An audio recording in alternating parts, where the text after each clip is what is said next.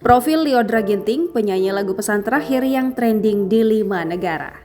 Penyanyi Lyodra Ginting sedang berbahagia lantaran video musiknya yang berjudul Pesan Terakhir berhasil trending di 5 negara, yaitu Indonesia, Singapura, Malaysia, Taiwan, dan Hong Kong.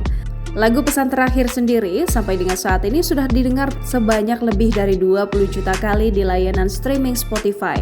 Lagu ini sendiri mengisahkan tentang perempuan yang tidak sanggup lagi bersama dengan orang yang tidak mencintainya.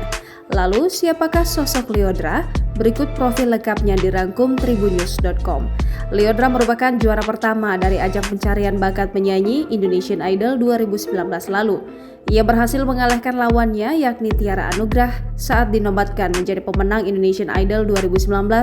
Lyodra kala itu berumur 16 tahun.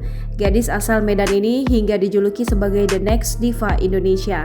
Hal tersebut dikarenakan Lyodra memang memiliki suara tinggi yang menjadi andalannya. Menjadi juara pertama, Lyodra mendapatkan hadiah sebesar 150 juta rupiah serta 1 unit mobil.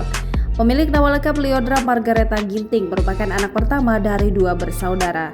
Lahir pada 21 Juni 2003 silam, bakat penyanyi Lyodra sudah terlihat ketika ia menginjak usia 10 tahun.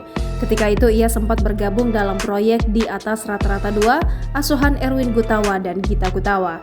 Sebelum berjuang di kompetisi menyanyi tanah air, Lyodra terlebih dahulu ikut lomba di luar negeri. Dikutip dari Kompas.com, saat audisi Lyodra menyanyikan lagu I'll Never Love Again milik Lady Gaga. Dari penampilannya itu, ia berhasil mendapatkan golden ticket dari para juri. Diketahui sebelum Indonesian Idol, Lyodra sudah sempat mengikuti ajang Indonesia Mencari Bakat di tahun 2014. Jangan lupa subscribe, share, komen, dan like ya.